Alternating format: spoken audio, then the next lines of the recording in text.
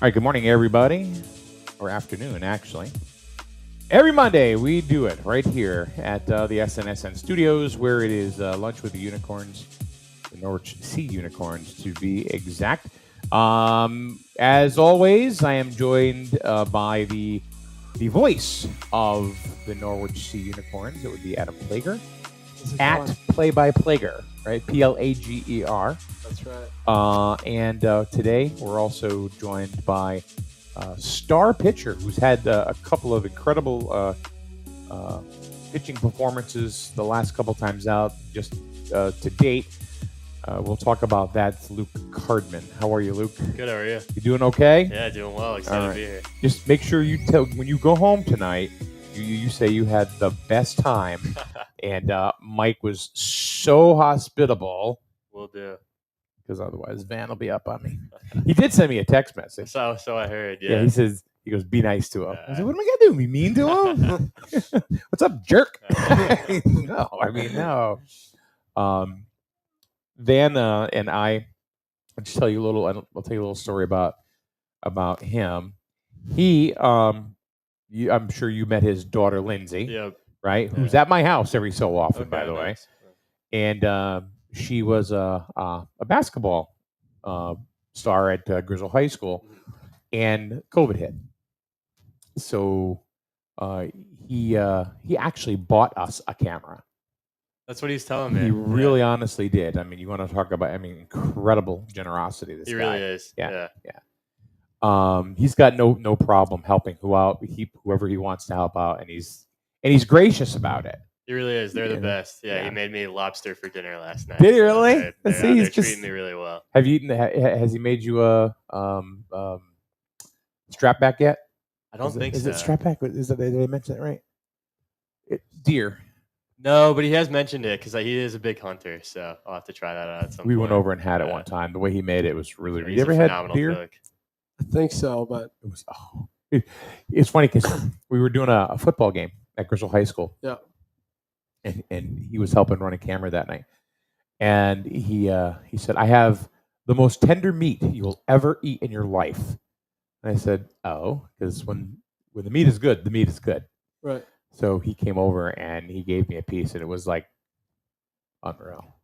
That's awesome. It really was. It was, but the way he cooked it too. He put jalapenos in it, and okay. Lunch with the Unicorns. We're giving recipes as well. Hungry. Huh? Yeah. But he did it really, really good. Yeah, I'm sure. So Adam, you invited Luke in. Tell us why.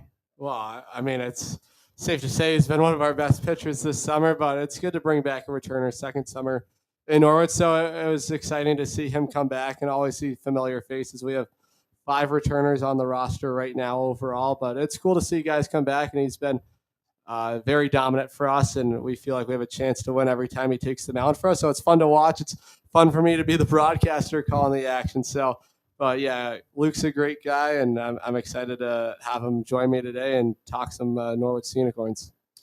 So, what's the first question that comes to mind that you wanna ask Luke? I guess first question that comes to mind. I guess like last summer, right? First summer in the Futures League, playing under Kevin Murphy, now Kyle Dombrowski, but comfortability, I feel like it certainly has been there for you. Have you noticed that? Just feel more comfortable, more confident to every time? Yeah, absolutely. I mean, walking back in the locker room, first day up here, it kind of felt like home. I've really fallen in love with this place. Such a great place to play. Fans are awesome, and just like the support system, Murph and Dembro have been phenomenal leaders for us, and I'm blessed to be able to play up here and just go pitch every 7th day. Yeah, well, it's exciting to have you come back, and I know we got to see Hector come back too. Yeah. What was it like to see him walk back? It was awesome. Great to see him. I mean, he was a staple of our team last year, and to kind of have him come back is kind of a sign of like, okay, now we're turning it on, getting hot into July, kind of ready to go, make a playoff push. So always nice to have back a guy who's just a stud like that. It was wild too, because when he took the hill yesterday, we were talking, in headsets to Nick in the control room. And he was like, okay, so the last time he faced the Bravehearts, hit him. Yeah. you know. Yeah. And if you've ever heard the famous call by him, "Good night to say good night to Worcester." I have that. Yeah. That video is awesome. Yeah. I didn't want to say it obviously because the dugout gets a little superstitious, but Yeah. I think we were all thinking it when he came back. That was such a special moment. And my teammate at school, Mac Mara, who was on the championship team last year, that was his first game as a Sea Unicorn last year. So he came up and Hector threw the no hitter. And I remember he was talking to me. He was like, "Man, is every pitcher like this?" And I was like, "No, that was something special. You don't see that too often." So one of the things that so we were going back and forth in the headset last night. So he 1, 2, 3. I mean, it was a nice play, by the shortstop. And I'm going up, no hitter through 10, no hitter through 11, Yeah. and then third inning. He gave up the run and everything, but only on one hit. So he still had 3 very strong innings. Yeah. Why only 3 innings yesterday? So I think he's on a pitch count. So he's limited to 50 pitches. So that was kind of the plan from the get-go. And we had guys getting warm after that, which is obviously, you want your starters to go out as long as they can. But, I think when you have a guy who's returning like that, you want to kind of ease him into every outing and kind of build that arm stability up. So he will always be out of pitch counts, just pretty much last night? Or I'm not totally sure. That's kind of for Hector to answer. But I know he's in the transfer portal right now, so I think that probably has a factor to want to make sure you keep his arm healthy and everything. Is he gonna now? Where are you going to school? So I go to Catholic University Where's that? in DC, Okay. Northeast D3 school. So I love it there. And my coach Bobby Picardo is good friends with Kevin Murphy, so he was the one who sent me up here, and can't thank him enough. It's been awesome. Now, are you from that area, or? I am, yeah. I'm from Northern Virginia, so probably about 45-minute drive from school, which is really nice. So my parents can come see me play, Sure. which is great. Did you stay with the Van Lannens last year as well? Yep. Yeah, so they were So I kind thought of. the name sounded really, really familiar, from Van before. Yeah. By the way, he says venison backstrap. That's what it was. So. Anyway, but I remember him saying last year. So now you had a teammate that was with you this year as well. Yep. Where'd he go? So he was rehabbing off of Tommy John. Are you talking about Mac or my teammate who was living with me? There's only one there. Now you're the only one there with Van Lannen now, right? Yeah. So Braden went to UPenn, and he was up here for the start of the summer, rehabbing off of Tommy John, and just kind of getting his feet wet. That was his first collegiate outing earlier this summer. So he's from Seattle, and I think that was a long way home, and just kind of the way the roster shook up. I think he decided it was best to just go pitch in a local league back home. So he's still pitching. He is. He's pitching, I think. Yeah. Oh, I gotta good. Text check in on him. Now, have you been pitching throughout your entire baseball career, or yeah, did you play? Pitching was always the thing that kind of worked best for me. I was never too good of a hitter, unfortunately. So I would hit here and there a little bit in high school, but especially once I got to college, it was time to just be a pitcher. Focus on that. Yeah. So, Adam, as a play-by-play guy, when you watch Luke pitch last year compared to this year, what would you say, or what's your biggest takeaway, on how he's progressed from last year to this year? I think mound presence. I think it starts with that for every pitcher, and just being confident, just trusting your stuff. And I talk to Zach Itcher, our pitching coach, all the time with all of our pitchers of what he sees from them, and he just praises Luke about his mound presence. He believes in his stuff. It doesn't matter what pitch it is.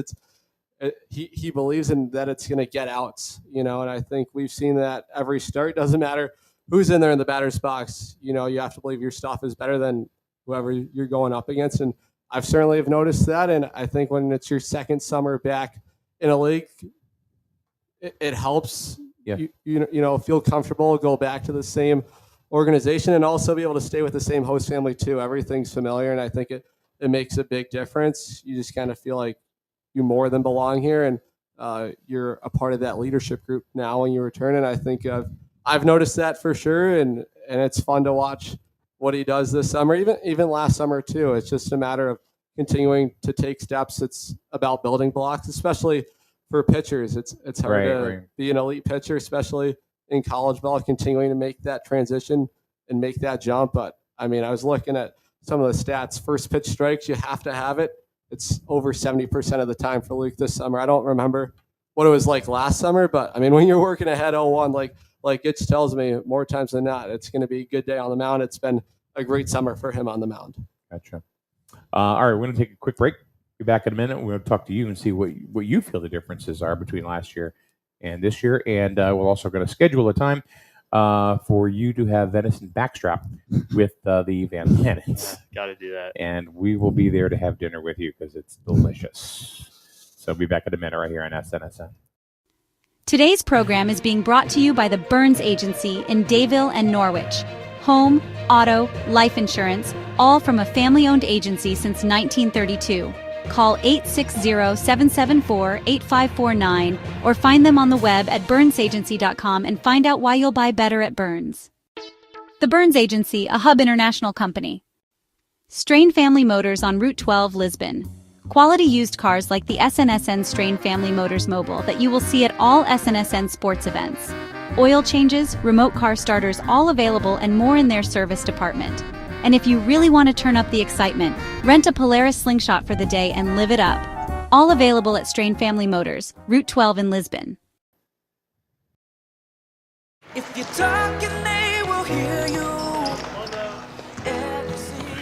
Why are we getting killed like this? Kyle's not here. Got caught drinking beer in the park a couple of nights ago. Really? Yeah, 0 tolerance. He's out for the season. Harsh. Hey, he knew not to drink. We've made that clear to all of our kids, right? No, not really. Bill, if we don't tell them what we expect and why they shouldn't drink, how are they going to know? Talk. They hear you. For more information, visit underagedrinking.samhsa.gov. Is it safe to visit the dentist? In a word, yes, especially if that dentist is Dr. Katzoff and the staff at Griswold Dental Associates. They follow all the latest safety protocols while doing what they do best, taking care of you. From preventive to restorative, your dental care couldn't be in better hands. To schedule your appointment, call Griswold Dental Associates today, 860-376-2626. That's 860-376-2626. All right, we are back. Just want to mention a couple other sponsors that we have that really make it possible for us to do this and other shows here at SNSN Stream Sports and whatever it is. You can always DM us, anytime if there's any kind of sports that, or any sports contest that you want streamed and brought to your TV or your tablet or whatever device you use. DM us and we'll definitely be open to that. So, but we need your feedback to be able to do stuff like that. So, thank you to Rubino's Full Circle Restaurant on Route 138 in Griswold. Highway Campers on Route 12 in Plainfield. Of course, Capital Property Group, one of our biggest sponsors and supporters for Sea Unicorn Baseball on SNSN and the Futures League Network. Matter of fact, they're going to be there this Thursday. The whole group from Capital Property Group, and they're actually going to throw out the first pitch. Stillie's Automotive on Route 169 in Lisbon. One of the few places that you can get your emissions checked. It's a big deal around here. Need that for your car. Yeah, big in the city. And, of course, CIRAC, CIRACCT.org is the place to go for all different types of programs that are dealt around drug prevention, safe usage. The bottom line is people are going to use, so teach them how to do it safe to keep people alive. They're having a resource day and a hygiene drive that you see up on the screen right now on July 18th. It's going to be in Norwich on West Town Street. It's going to be right in their office. They have a big parking lot, and all of that stuff will be available. Whether it's going to be a mouthwash, toothpaste, floss, whatever. If it's something that you can't afford and you need these items, go down to CIRAC. That's going to be 228 West Town Street.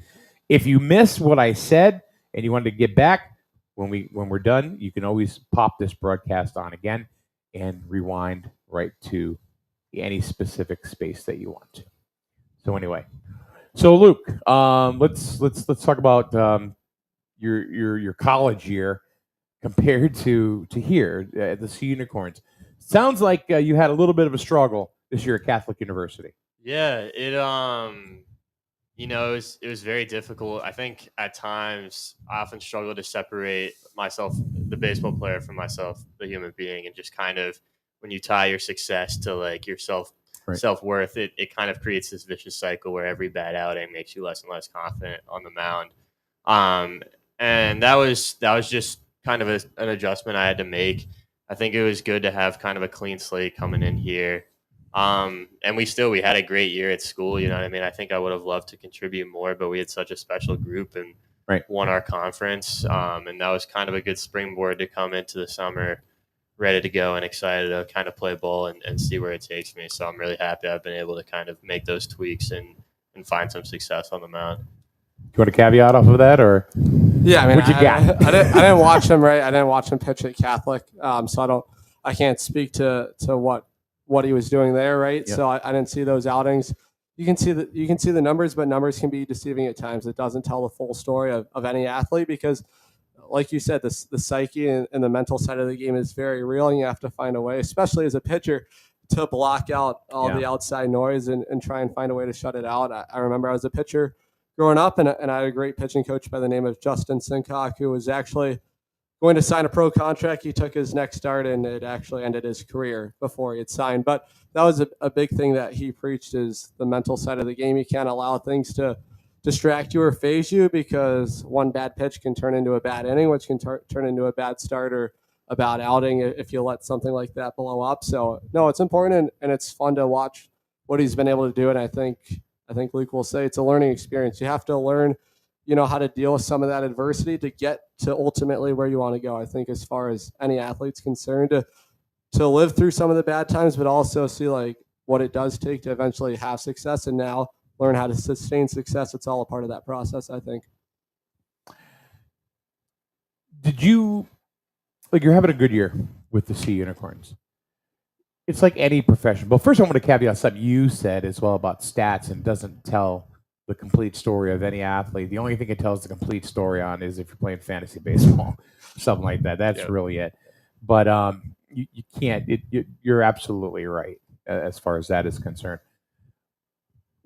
As an athlete or as a pitcher, and enjoying the success that you've had this year, was there just a moment where you went, I got it, or it clicked? It just clicked, and then all of a sudden things started going more your way.